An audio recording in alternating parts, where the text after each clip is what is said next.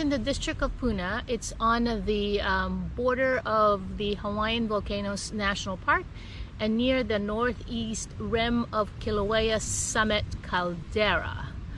Altitude ranges from like 2,800 feet, which is about 850 meters in the southeast, to over like 6,200 feet, about 1,900 meters. It has a subtropical climate.